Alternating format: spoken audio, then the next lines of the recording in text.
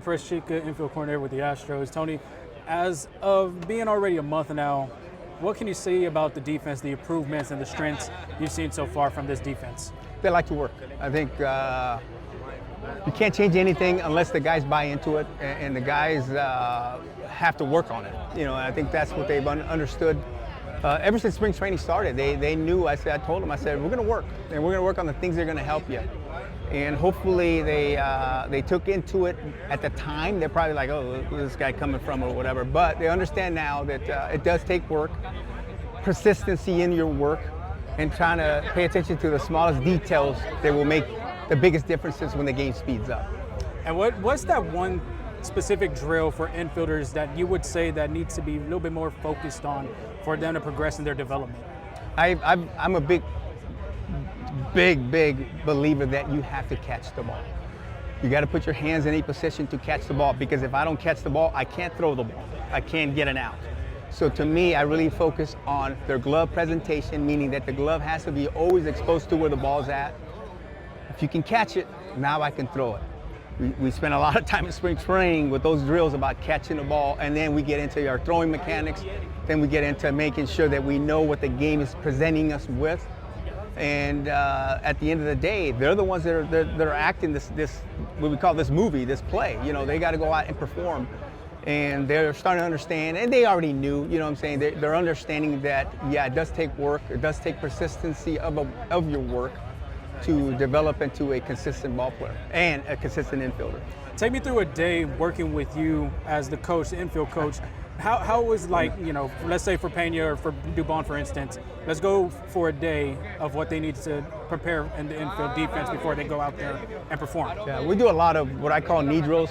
You know, they'll be on the ground and just flipping them ground balls. And the biggest thing that I always talk to them about is making sure that that glove is open. Fan out that glove. I want to see the whole entire glove. I want to make sure that the ball has enough room to go into that glove. And then you exchange, you know, when they're on the ground. Once I bring them up, it's all about the exchange. Once you catch the ball, you get to your exchange. You want to put yourself in a position that once I exchange, I'm in a powerful position to make my throw. If you start working with that, as you get going, then you start taking your ground balls on the field, they're going to understand that this is what it takes to really become a very consistent infielder. And the best ones have always done it. I've seen Arenado do it for years. Goldie, when I was in Arizona, we did that for years. Walker did the same thing. You know, he developed into a fantastic first baseman, Gold Glover 3 years in a row. But it's work. If you talk to them, they'll tell you the same thing. It's work, you know, and the right work, and that's the key. I don't want to put you on the spot, but which infielder, as of right now, so far, has improved their defensive development? Well, I think they've all done fantastic jobs in bettering their infield. You know, I mean, you got to, you know, when we got Isaac, they were saying, you know, he needs to do a few things to clean him up a little bit. But when I saw him in spring, I said, very few things he got to clean up. But we're going to work on these things. And I think he was sold once he started feeling, hey, this feels good. This feels like I can do something with this. Now, the game of infield is never going to be perfect. Nobody's perfect on the infield. But as long as you're consistent making plays, you're going to be a very good defender in the big leagues. But Isaac, for sure. Isaac, Pena's done tremendous jobs. Dubon has done a tremendous job. You know, Altuve is playing left field, so it's not as much because I haven't seen him all the time. But that's okay. He's playing left field, and he's got a lot of work to do there because it's not easy. It's not easy when you go from the infield out to the outfield. And he's getting all the tremendous work from our coaches.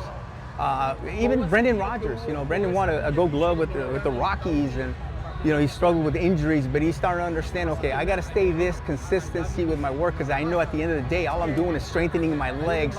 So when I do go play, I'm ready to perform. If you were to tell a little boy right now that's playing in Little League, what would you give him advice for, you know, considering in the infield wise? I think the best thing to do with any little young guy that wants to start playing Little League, go have fun. Enjoy the game. You'll get better as you get going, as you mature in this game, but go have fun. Parents, don't be difficult on your kids. Let them go have fun. Let them enjoy. They'll learn this game. If they love it and they sell themselves to this game, that'll come later. But for now, when they're young, when they're 8 years old, 9 years old, 10 years old, let them go have fun. Let them go play the ball, let them go play catch, let them go hit, let them understand what their body can do. And how many balls do you think your infield practice a day before a game? How many, if you had to throw a rough guess?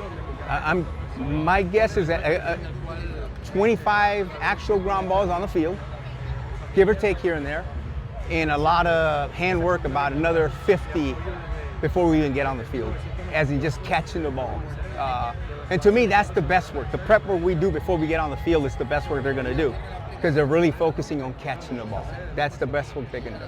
And base running wise, I mean, what have you seen there's been a lot of aggressiveness on the base paths for the Astros. What have you seen them improve? Is it like more of reads, looking where the ball's at, where they drop? Yeah, I think a lot of it has to do with how you turn the bases. The best base runners usually are not the base stealers. They're usually the good base runners, knowing how to turn around on a base, meaning cut the corner as best you can, step the bag with your right foot so you can create sharp turns.